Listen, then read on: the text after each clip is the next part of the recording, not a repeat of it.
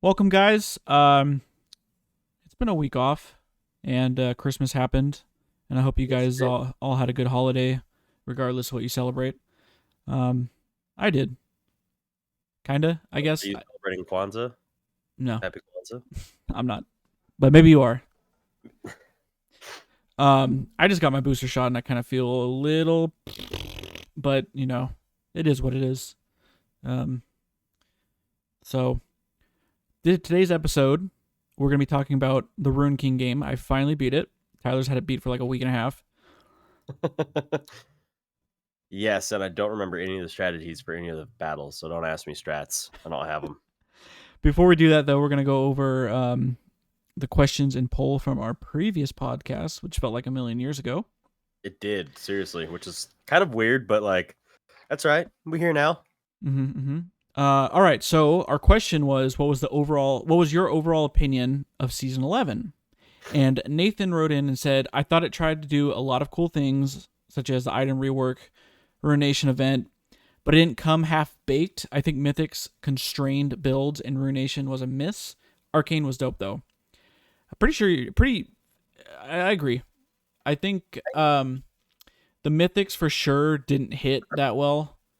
As much, at least as much as they thought it was gonna be, because it felt like they were gonna be like, oh, we're gonna have build diversity, but now you're still subjecting champions to one of three items, and then like I mean, if you look at like tank Mythics, you can build one. One is better than.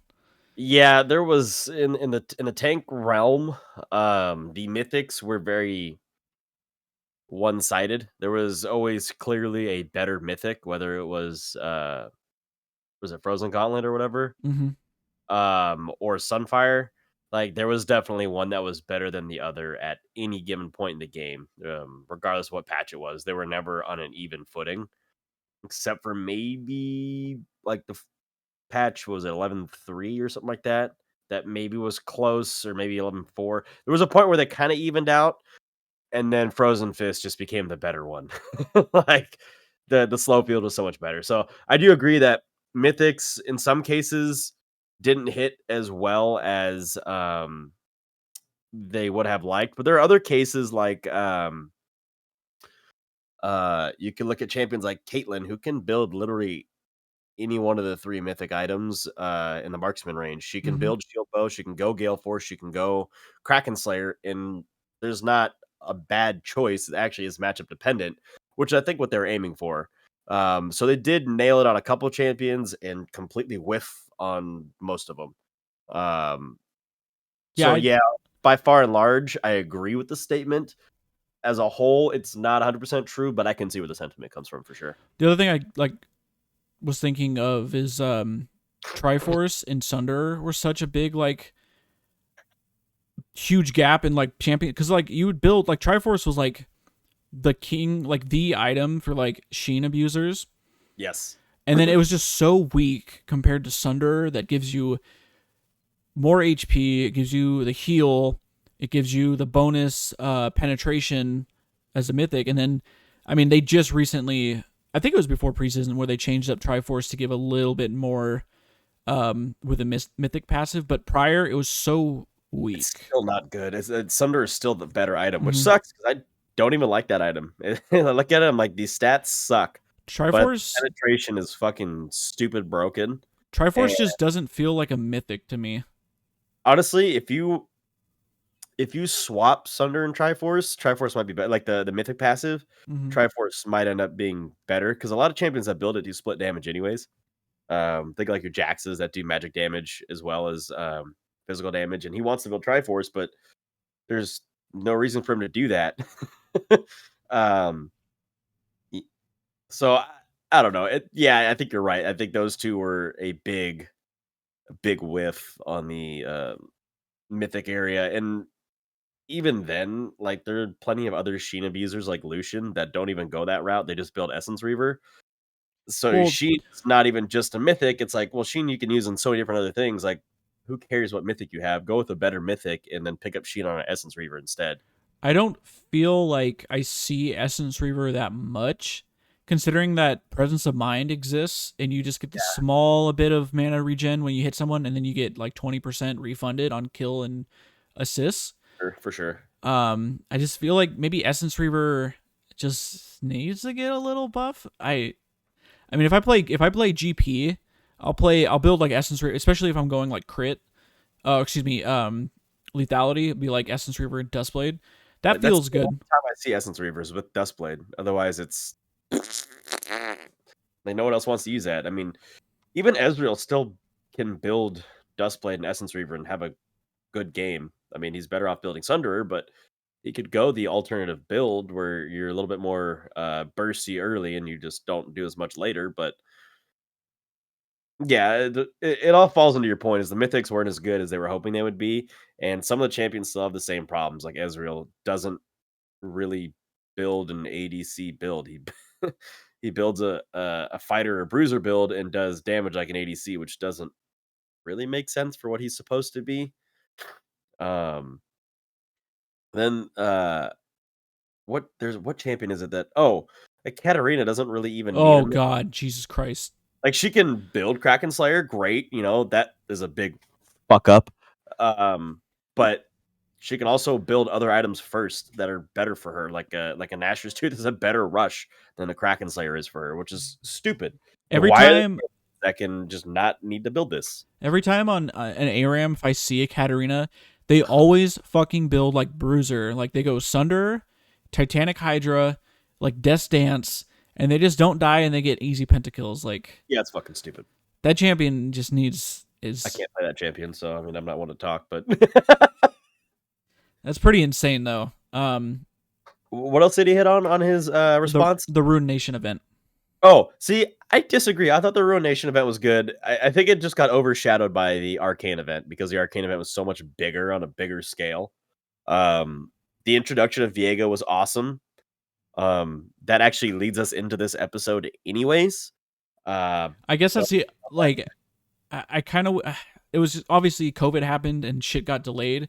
It just felt like this game needed to come out either obviously before this, which I think it was supposed to come out before the actual event in the middle of the year, or like during it or something.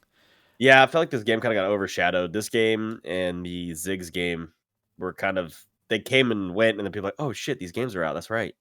Like I didn't even remember they were supposed to be released. I don't know. Maybe I'm not on board with the season long like event happening. Like every champion that comes out is related to the same thing. I don't blame you. I don't blame you at all. It seems kind of weird because it's not like they're releasing a ton of champions. No, they only released 4 this year.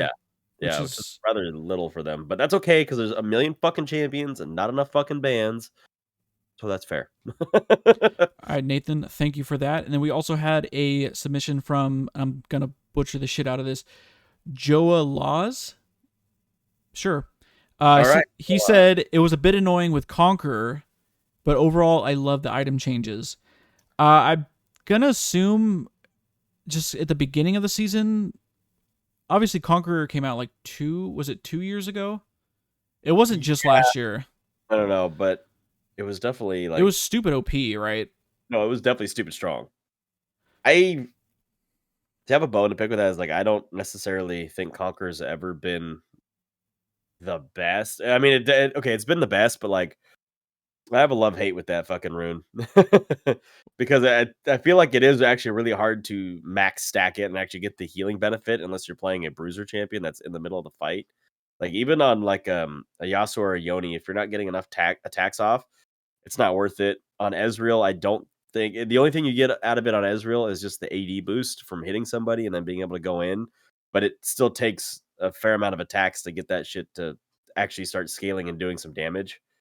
So it's definitely a higher risk, high reward rune. I think that's where it's supposed to be. I think that makes sense. But is it still annoying? Yes, it's fucking annoying. I remember when it first came out, it like...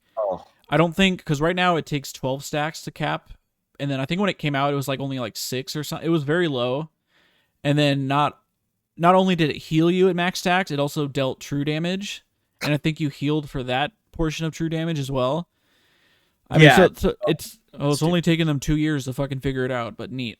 Like, Well, it took them 200 years to develop Aphelios, so I mean, I think we're rolling on the right path. so yeah, he also said love the item changes. Yeah, it shook it up, and we already just went over a bunch of like some champions have identity crisis with what they build. Some champions can build whatever the fuck they want and still get away with it. Which is Um, fucking stupid. which is like I hate like saying oh don't do that because it's like gatekeeping, but it's like cool. This person has a lot of diversity. But on the other hand, a Katarina that's a bruiser that can fucking never die and one shot you is not very healthy. I was gonna say, is it healthy or is it unhealthy? No, that's We very talk- unhealthy. What was it? Wait, was it? It's not been Katarina.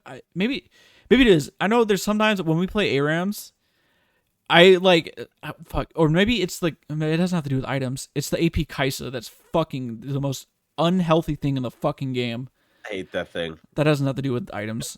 That's just a rant for another time. So, Yeah. thank you guys. And for this week's question, what was it again? So I don't know the best way to phrase this, but I'll spit it out there and we can word it better later. But what Riot Forge non-league game are you most looking forward to playing? So I mean that as in the base League of Legends game. What Riot game are you most looking forward to playing? Whether it be this Ruined King game, maybe you haven't played it yet, but you want to get an honest idea of what's going on. There are spoilers, by the way. This is not the first. This is not the last time I'm going to mention that. Mm-hmm. The Ziggs game, if it's Project L, which is the fighting game, I think there's an Echo game coming out. And I think they're working on another RPG style game. I don't know if it's being done by Riot Forge. I don't think it is, but the MMO that's supposed to come out in like 5 years. The IP is Riot's. Sure. So regardless if it's Riot Forge or whatever, yeah. Which one are you most looking forward to playing? You know what? Fuck it. If you're not even looking forward to any of those, just tell us what game, any game. How about that? Any fucking game that's coming out next year are you looking forward to? That's fair. Elden Ring. Okay. He had to get that in there. He just really want to talk about Elden Ring for a second. And then finally, we have our poll, which was what was your favorite Season 11 champion that was released, and that was not including the reworks. Yes. Viego and Vex were tied at 40%. Ukshin was at 20%, and Gwen a whopping 0%. Yeah, Gwen was pretty stupid when she first came out. That was a broken champion. Now she's kind of She don't I do think it not I quite think as all of them have settled pretty well. I'm not getting one shot by a Vex anymore. To be fair, I haven't played against a Vex recently. Viego doesn't seem too bad anymore. He was pretty stupidly broken. Vex is like she's one of the few entry level champions that they've actually released in recent years. Mhm. Like you don't have to be good at the game to play Vex. Like you can play Vex if you have any sort of mid mechanics. Which is what makes her strong, but also limits her, obviously, kind of like Annie. You don't have to be great to play Annie, but if you know the ins and outs, you can play that champion. So I think I voted on Viego because I just thought Viego's concept was really fucking cool. Yeah, we had the Rune King sword in the game for how long? I always wondered who the Ruined King was. But I would say the one thing I don't like about Viego is I don't care for his voice. Yeah, his voice is kind of. His voice actor is really kind of. It I doesn't think fit. When I think of like a Ruined King, I'm not thinking like he sounds like like a fallen Spanish king, and that's not what I think of when I think of Ruined King. Like Spanish Mhm. from Spain, I think of like a regal group, but I don't think of like a fallen Spaniard in that way, I guess. I don't know. Maybe it piggybacks too much off of Pirates of the Caribbean, and maybe that's why I don't like it because he sounds kind of similar, but he's like got this weird British Spanish accent thing going on that's just strange. I will say that this game did make me like Viego more. It did make him feel more like a terror, as opposed to his persona on the Rift.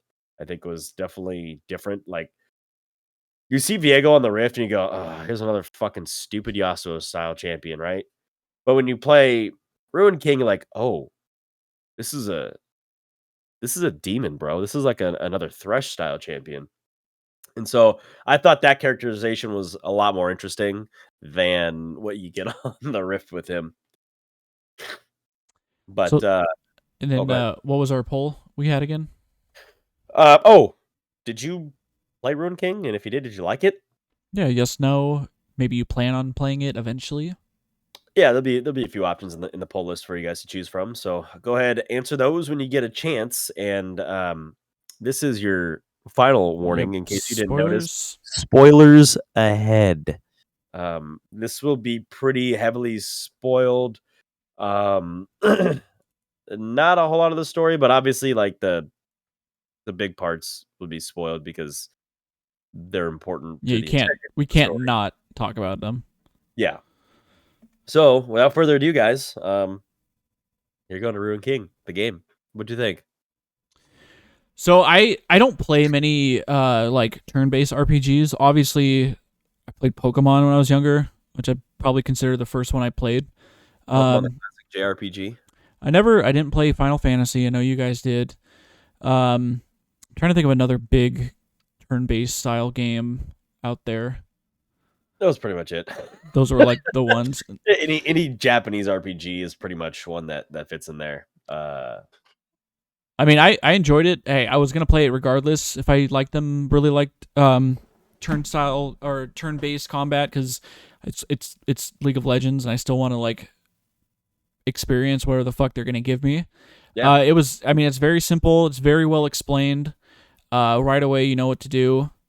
Um, I thought it was very visually well done. Like I don't know if stunning isn't necessarily the right word, but like in the combat or artwork is just so everything. everything. Okay. Like when you look at the game, so the cutscenes were cool. I wish they weren't like 2D animation, but obviously budget's a thing and you can't make everything 3D. Like I would thought it would have been way cooler to have a lot more 3D animation in the cutscenes or in the chat scenes. But they brought it back to like Game Boy style RPGs where it's the pictures and the words and then voices later on. Um, but the pictures were so well drawn. It was almost like, Hmm. well, I wish this was in 3D, but like this artwork is really fucking good. Like I'm complaining about something, but like it's not even like a really good complaint because the replacement was really well done.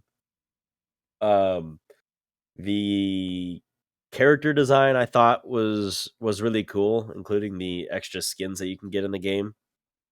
Um, the maps I thought looked gorgeous.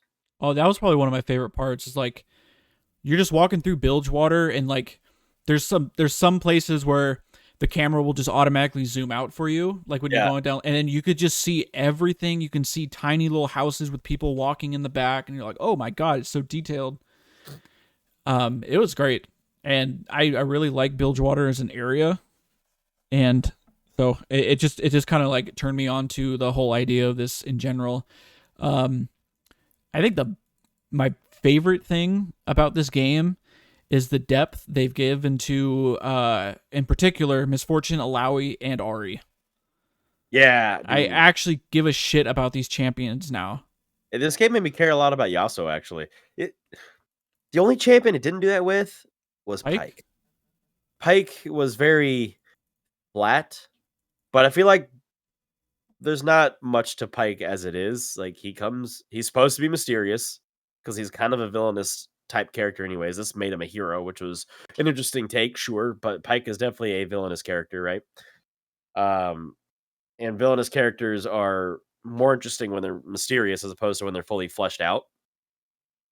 Um, but he was my favorite fucking character to fight with. So, regardless of what I thought about what they did with the story with Pike, he was probably the most fun character for me in this game. Man, it like I guess Braum was fine. You could literally like have him So on the opposite like spectrum as Pike. yeah. Whereas they didn't obviously he's just like a jolly dude from the Freljord that's just happy all the time, which is like okay.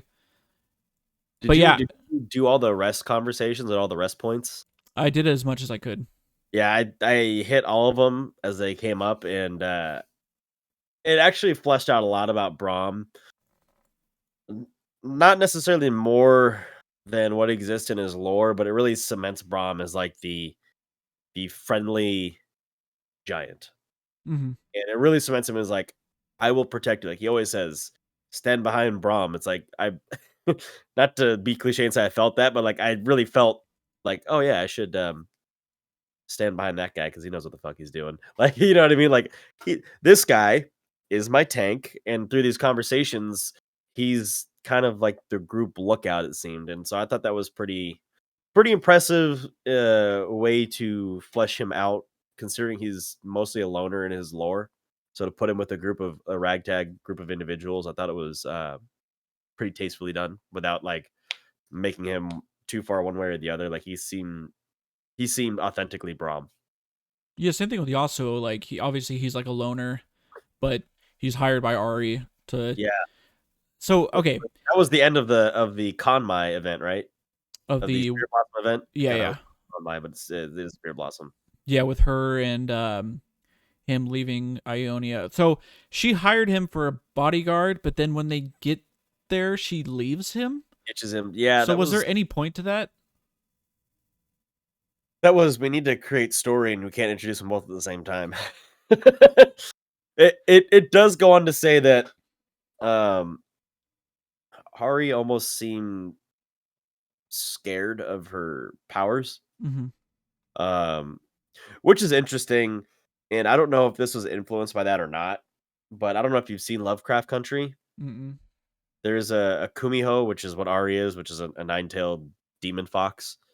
Um and they're basically a succubus. They work on getting their prey to orgasm and then or climax and then literally sucking the soul out of them when that happens. Now Ari doesn't do that, but you can see where she comes from. She has this breathy voice and she talks very seductively She and has a soft. charm.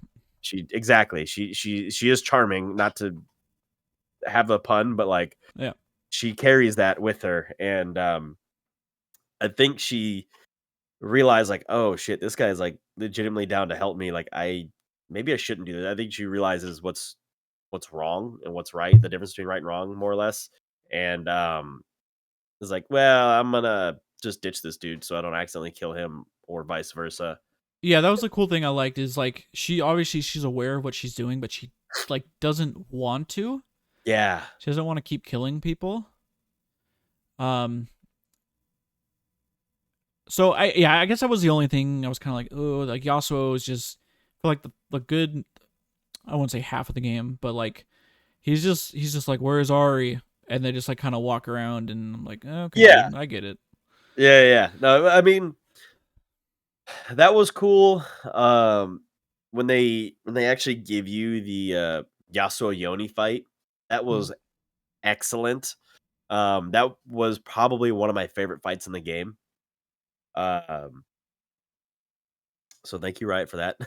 the the other thing I liked, oh you actually get to see like a representative. It's not really Nagakaboros, but Okay. it's like a vision of a possibility of Nagakaboros, which I thought was really cool because I always see that little tip line when you're loading in saying Nagakaboros basically is the bearded lady, and like people follow. I'm like, what the fuck is Nagakaboros? Like, I what does that know. mean? And then they finally like this game, I'm like, oh, okay, I get what the Serpent Mother is now. That makes sense. I like that. I think it's really fucking cool. That's why I was hyped. Like it went very in depth with Alawi because like obviously from the few times I played her in games, like okay, she's this huge like priestess lady that just. But like and then, of course the other thing I really liked is like I wasn't obviously I didn't know when this game was taking place, and then it introduces GP and Oh it yeah, takes place after the Burning Tides, which was the Gangplank of event where he that was like died. years ago, 6 years ago, wasn't it? That shit was the hell long ago. So he survived Misfortune's attack. He comes before Alawi. He gets tested, which is the other thing. I was like, what the fuck does that mean? You're getting tested?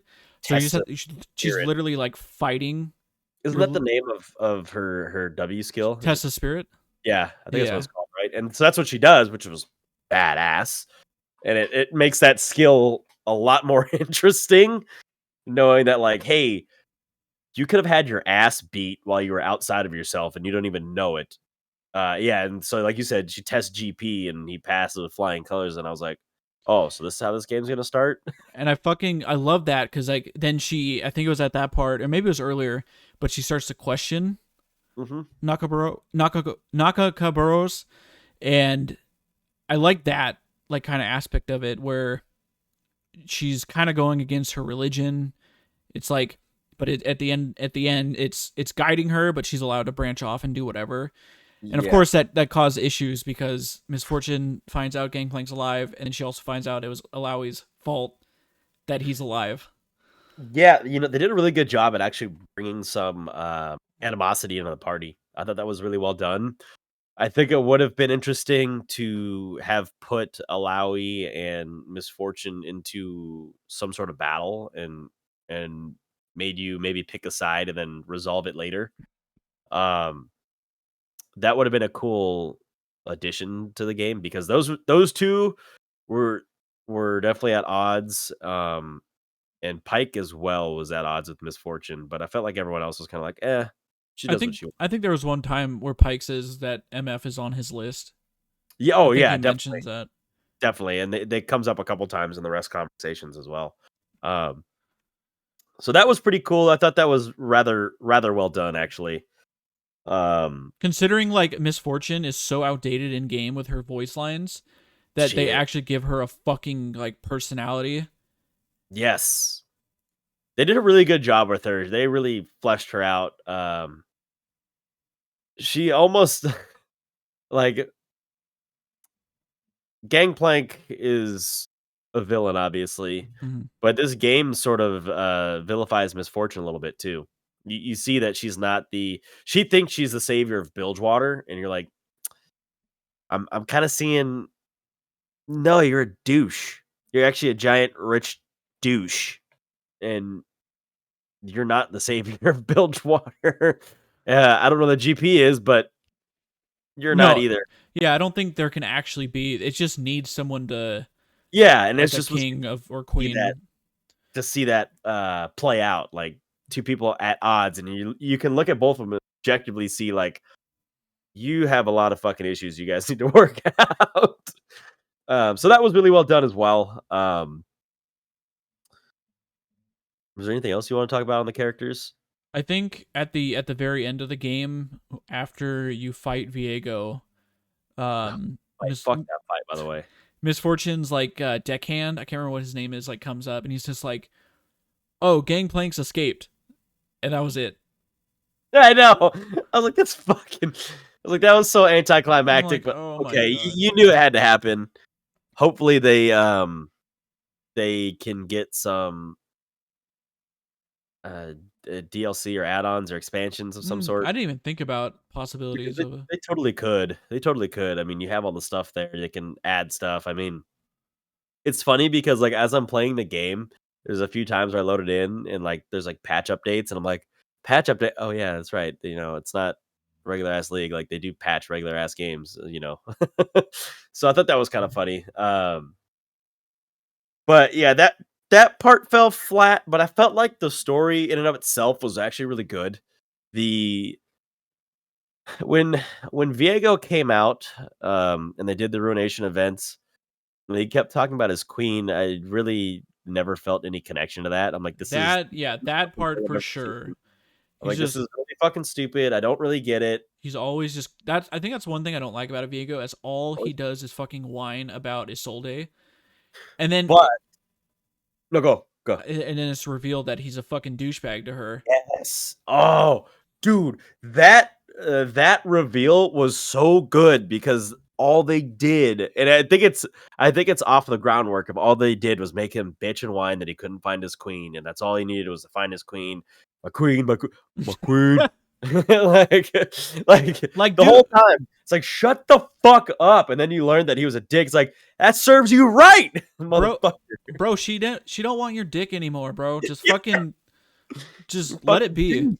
Yeah, exactly. So, but that was such a good moment. It one made me feel good, like, yeah, fuck you, Viego. But then two also made him cool because I'm like, oh yeah, this champion is literally going through psychosis and he doesn't know it, and he's so powerful that no one can actually help him understand what's happening. Um, and that brought like a level of humanism. Hmm. So I thought that was pretty cool too in terms of storytelling. I thought that was really well done. I So just wish they fix his in-game voice line so he shuts the fuck up at a Soul Day. he just keep that. I feel like that's like 90% of his quotes are just. It's so bad. I also wish they would just get a new voice actor for him, but So that's my as complaint. far as the end of the game, the story.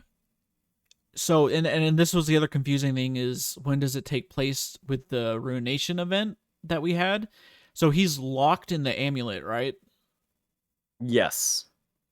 So does this happen before the Ruination event or after? Because like both stories are so drastically different with how they like defeat Viego.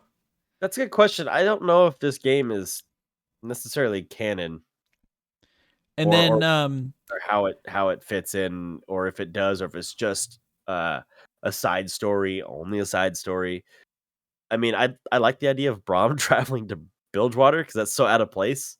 yeah, that, That I hope that's canon and he because it's can't swim. funny. Yeah, I know. It's actually really funny to me, but And then at the end where Miss Fortune like does she get possessed? Because she like has that brief vision that she could like rule over Bilgewater, have Gangplank, blah blah, and yeah, then they defeat Viego. She walks away, and then there's like a quick second. Cause okay, that I guess I could talk about. That's another thing that kind of bothered me is they showed like two champions like aftermaths. They showed like Miss Fortune who looked like her eyes were green. Was she possessed by him still? maybe. And then it just shows Pike like chilling in the water with his list. I'm like, okay, where's Alawi's like cutscene? Where's Brahm's cutscene? Where's Yasuo's? I want to see what they're doing. I want to see Brahm and Yasuo sailing back to the Freljord. That'd be great. That'd be. I feel like throughout all those rest conversations, those two ended up actually becoming good friends. And Yasuo's such a loner, and Brahm's such a happy like, come on, dude, let's do it. It's okay. And Yasuo's like, uh, leave me alone now, thanks. Kind of like Vex. And I just thought it was those two. I don't want to ship them in like a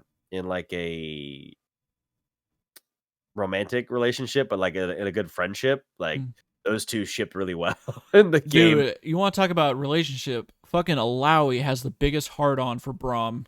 She does.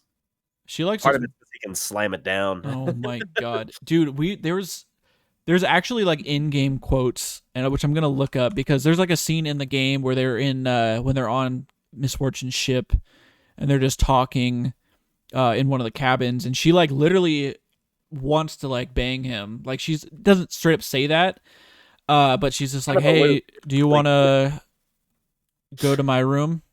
Yeah. But yeah, she has some fucking very suggestive quotes. And it's badass. Yeah. Okay, let's see. And this is in game. Let's see. She said, so this is actually in League of Legends. Northman, there are motions I would like to show you. I know you are strong. I wonder if you have stamina. Finally, a man who won't break. Oh my god, damn.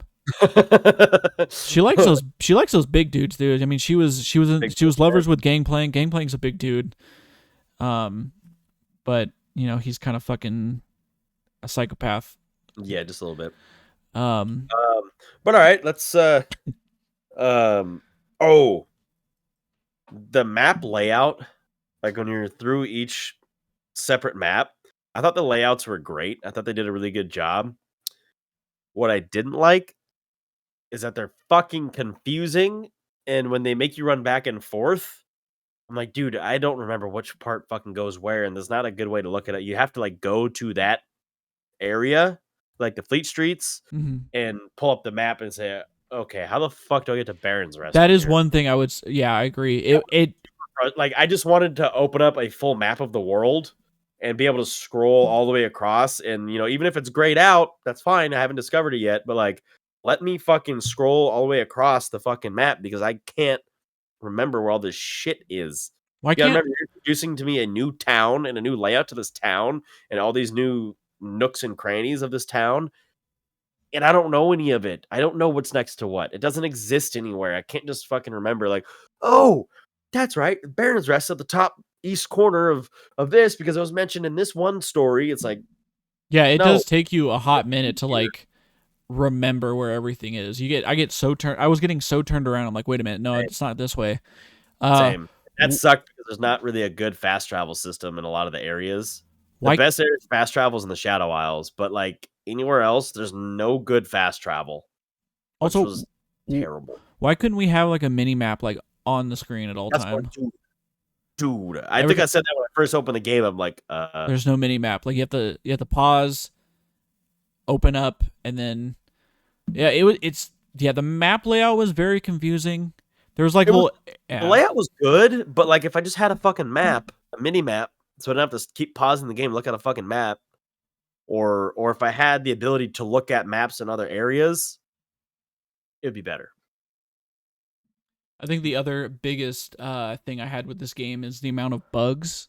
Oh, I know we were always bitching that was my about next thing. this. Buggy as It fuck. felt like this game was obviously it dropped like out of nowhere. We knew it was coming out this year, but like there one day they were just like, "Oh, hey, here you go." It felt like it wasn't complete. There were several missions, side quests in particular, like the bounty board. It'd be like, "Oh, go find this dude," and I've definitely defeated that dude, and I couldn't get the reward. Waypoint or like the yeah, I guess the waypoint of where I'm supposed to go or where the target is. It would be. I felt like I think sometimes it wasn't in the right spot. Like obviously it'll be like, oh, you got to look around and fucking talk to everybody, but the waypoint was really kind of glitched out. My biggest one I'm butthurt about is at the end when I'm trying to get legendary weapons for each person for the misfortune pistols. I could not get. They were just glitched, and I couldn't pick up the necessary parts to build it. So I ended up just saying fuck it and just not continuing with that. Yeah, yeah, I can see that. The I will say the puzzles for some of the legendary weapons, um, but figuring them out, I don't know how some of these people figure some of this shit out. Like, Like the light pillar ones where you have to turn them. well, those were you could figure those out, but like the ones to get Ari's Oblivion Orb, you got to turn the statues and they got to face a certain way. I'm like, how the fuck do you know that? Like, where did it say? Like, there's something, and I think you really have to read every line of dialogue that comes in. I did not really read many of Like the the lore pieces or whatever. collectible pieces. I didn't read most of those because I'm like, dude, I'm not gonna sit here and read. Some of them are 2-3 pages long. Like, I just don't have time. I sunk about I think 50 hours into the game, something like that, and I was like, yeah, if I were to read all those, I would have sunk another 10 hours. You know what I mean? Like, I'm just not gonna not gonna do that. But the way to go about getting some of them I thought was pretty cool. The fact that Dustblade of Drakthar is in the game, Oblivion Orb is in the game. Um, God, I can't remember some of the other ones. I I know don't. Force of Nature was in there. Yeah, Force of Nature was in there. I know that Warmogs was an enchantment, so that was pretty cool. Um, which, by the way, the enchanting screen also could be improved. Sometimes, never once does this game tell you when you enchant something that you can't enchant it with something else. Oh yeah, I remember. And it Okay, doesn't tell you whether or not you can override or not override something. I never did because I didn't want to find out and fuck up what I had. But I would really have loved it if they were to point out, "Hey, this is enchanted already," or something. The menu screens were not that clear. I got really butthurt because there were some parts. And I remember I was talking to you about this. And I was getting really frustrated. Is when you're sorting through items or materials, there's no alphabetical order option. I don't know if it would go from like A rarity. yeah rarity, and I can't remember what the other one was, or like least rare. It like I, that's all it did. there was a, I think was a level based. I think you could pick level based. But yeah, there's no alphabetical way to look at it. There were some bugs when equipping or trying to not equip something to somebody. Like you had, if you just backed out, it would just back you out to the whole menu, and you had to get back into the menu and start over. That was kind of silly. Oh, the fucking autosave feature sucks ass in this game, dude. Yes, it does. There was you either have to like stop at like a rest stop or I think get through a checkpoint into the next little map area. There were so many times where I progressed like 15 minutes, and then I would combat someone, and then I would die, and I'd have to go all the way back. I'm like, why the fuck is it not auto-saving every fucking door I walk in? Yeah, that's weird. You would think it would do that. If I like enter a new area, just autosave. The other big thing I had a problem with, and it wasn't game breaking, it was just really fucking annoying. But when I played with Ari in the party, after she would finish her attack, there'd be like a good 5-second pause where nothing's happening. Like the game didn't freeze, but it just Like trying to catch up or something. and then it would go. And I was like, what the fuck am I waiting for? Like, why am I still here?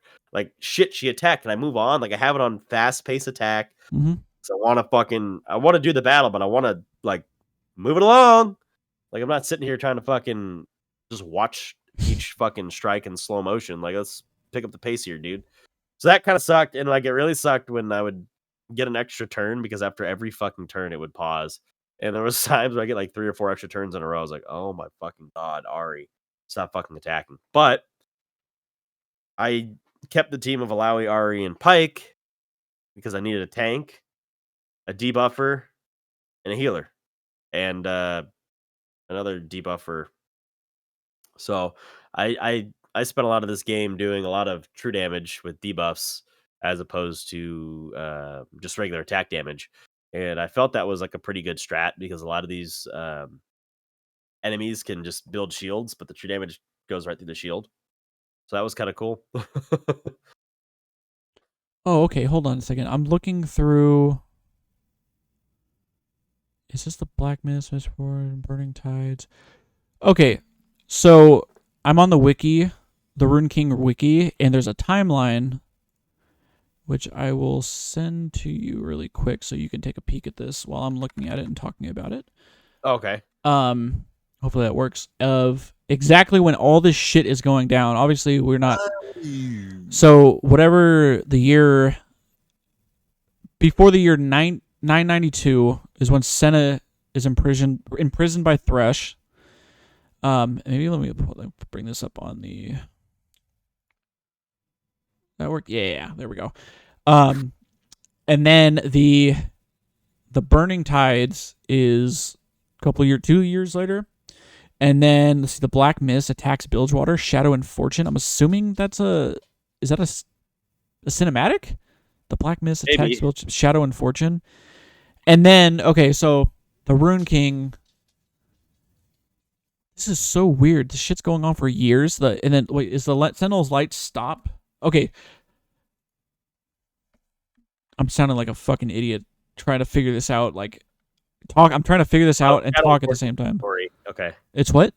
It's a story, a short story. Okay. So from that, I wish it would tell me when Senna was released. It does not tell you when Senna, breaks free of Thresh's when Lucian saves her. I mean, obviously she's a Sentinel of Light. I would assume. Oh, you know what? I bet you it's during Shadow and Fortune, honestly, because it says Lucian, Misfortune, Olaf, and Gangplank are involved in that. Okay. So I'm sure this probably has to do with that event or that short story, which is actually rather fucking long. Jesus Christ. Right? Howie Thresh. Yeah, it's got to be that story. So I guess we answered our question then. Is the Rune King game takes place It takes place a yearish before the Sentinel event, and so he gets to. I guess that just leaves me more. So this okay? Is this telling us if this is canon? I guess so. But so he gets imprisoned in the amulet. How does he break free? And then he gets defeated again. Yeah, how does he break free? That's a good question. This game sucks. 0 out of 10. Fuck yourself. Yeah, that's a good question. I think part of it is that they haven't fully fleshed out exactly where they want the story to go, because obviously if they ever complete the story, then all that's left is a gameplay, and the game won't survive on gameplay alone. It did before, but now they're a little big for their britches. Maybe I'd feel different if the game actually did come out before the Sentinels of Light event. If it came out in a timeline order. Yeah. maybe I would have felt better. See that? I can see that for sure. Is there Uh, any other things you want to mention? Think um, I think we did a let's pretty good job of not compass talking everything. about everything, but getting a good sharing our opinions pretty well. I will say I was a little annoyed at the lack of NPC model diversity. Like I felt like a lot of Oh, the same. I was like, this all the like people in Bilgewater just you talk to or just look the about same. five people pretty much in Bilgewater, and they all fucking look the same. Some of them have slightly different clothes, but I'm like, dude, come on, you could have done a little bit better. All the Yordles are just different colors. Okay. Um, What about the fishing? the You didn't like the fishing, did you? Okay, so the original, when you read the tutorial, I could not figure out fishing. I'm like, I'm supposed to fucking tap A, and then when I fucking did it, I'm like, oh, I just hold this thing. I'm like, this is fucking stupid. So the fishing was not complicated. It was hard to understand at first, but then once I understood it, it was the easiest fucking thing to do in the game. It was kind of, I'm just doing it because I'm here. I need some black marks. Um, The black mark trader was interesting. I thought that was pretty cool to have like a little black market guy Mhm. and be able to trade for skins. I did like the skins that were in there, the alternate skins. I bought I think we both bought the Yeah. deluxe edition, so you get the ruin skins, but the tabletop Ari skin, I thought that was fucking awesome. They nailed that skin. Uh, but I think overall, if I had to rate this game, I would give it like a solid 7 out of 10. Like it had its fair amount of problems in terms of bugs, but like once you get past the bugs, the game was pretty fluid. The combat, oh, we haven't even talked about combat. The combat was actually really interesting for turn-based. I've never played a game where you so I've played like some of the older Final Fantasy games, you have an action gauge that builds up, over time and that allows you to use an action. Um This didn't have an action gauge, but it definitely had like it would show you, who's next or whatever, and that's pretty common in Final Fantasy or whatever. In a lot of turn based, you can see kind of who's next or whatever. But you could gauge when your attack's going to be, or you can affect that using the different lanes, which is a league thing, obviously. So that was cool. That they were able to work in lanes, like, hey, the speed lane, your attack does less damage, but you attack faster. The normal lane is obviously normal, and then the power lane, you do more damage, but your cooldown is longer, so you can't attack quite as fast. And then working that into the buff and debuff system that they had, like when you're fighting Viego, you definitely have to jump different lanes at certain times with Oh, different attacks because of to the avoid, mist. yeah, Yeah, to you avoid can't the hit miss, him. which was really fucking cool. I'm like, oh, that's a really fun way to like force a player to pay attention to what they're doing, um, think about their attacks instead of just button mashing attack, attack, attack. Like, oh, you probably don't want to use a skill right now, but guess what? You have to use a skill and you're going to have to burn some mana because otherwise you fall into this affliction. Or, hey, I think if I kill this guy, I can use a power attack to kill this guy, but if I use the power attack, I don't attack till after and he gets in the healing circle. And now I'm not going to be able to kill him, so I'm going to have to use a speed attack to hit him, and then I'll have to kill him on the next go around or whatever. So I thought that was pretty cool. Um, every single alt that they give you, I thought was badass. There wasn't one that I disliked, although my favorite was the Pike, the level 1 Pike ulti, where he just slashes everybody.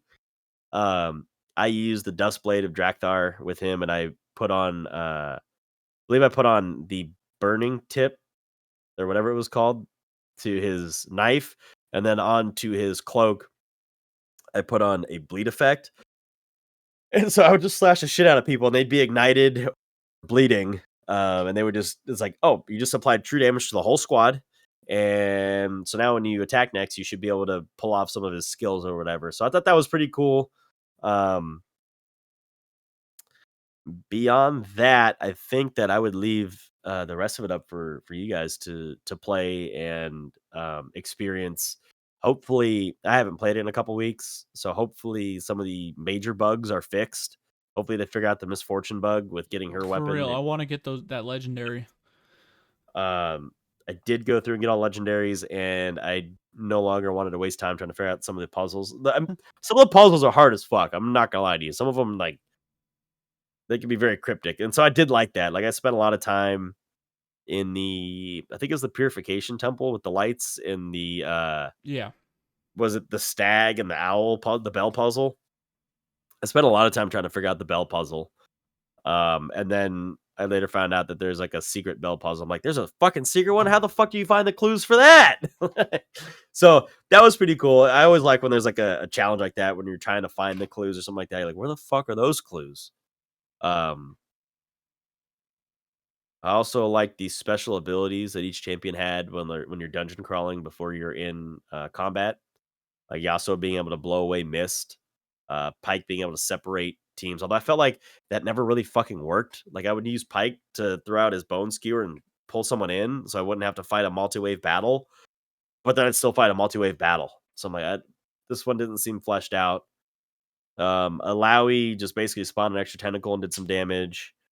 Braum would apply concussion stacks and do some damage, but he could also knock down weak walls with his shield. So that was pretty cool. Ari, you had to hit some certain things with her orb or whatever, but she just did a little bit of damage to start off a fight, so that was kind of weak. Like some of them were really good, and some of them were like, here's just do some damage and there you go. But like Pike being able to dive under the grates, I thought that was pretty cool. And then he'd be, by himself and run around these little dungeons. Braum sending a Poro in, I thought was pretty cool. Oh, and then Miss Fortune being able to see things that other champions could not. That was actually rather interesting too. I never played enough with Miss Fortune, so I'm sure I missed a lot of extra chests and stuff like that, or extra keys to get into certain rooms. There's some chests I didn't get. I'm like, I don't know how the fuck to get in there. So that was pretty cool too. But I thought overall the combat system was the most fleshed out and the least flawed of all the systems in the game. Yeah. No, I mean, yeah, guys, if you're into like League, or particular if you're interested in more lore and like in-depth dives of champions, play this game. It's fun. You said you gave it like a 7? I give it a solid 7. It's got some work to do. Like if they could fix up some of the bugs, I could bump it up to like an 8.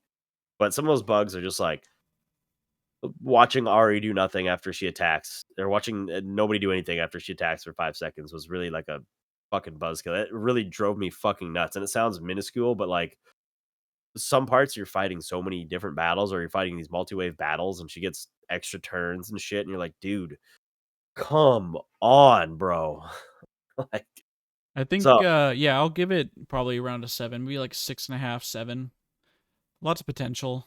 that's Especially if they have any add-ons or something. yeah, for sure. Anyways, I think that's gonna do it. Yeah. So as usual, guys, we're on Twitter. We got our Twitter account. It is at ATLE Pod. Sub to us on YouTube. Comment on our videos. Follow us on Spotify. I don't know if Spotify has it yet, but I've been getting notifications that you can actually rate us on Spotify now. Sweet. So 1 out of 5 stars. And then also on Apple Podcasts, leave us a review. Tell us your thoughts. Let us know what's hitting, what's not hitting, suggestions. We're here to listen to it, man. So if you leave us a review on Apple Podcasts or on Spotify, we will read it Yep. out. Unless you say please don't read this, in which case we will not. But they're public anyways, so I think you're SOL in that regard. I think the season starts in a week on the 7th, I believe. So we'll be back with a patch rundown. I'm sure the one will come out. Fucking mess too. So God damn. Cool. Yeah, guys. Hope you're spending time with your families and having a good time. And Happy New Year's. So we'll talk to you. We'll talk to you next year. Yeah. Oh, thank you. Thank you. It's only the 28th today. All right, guys. Talk to you later. Later.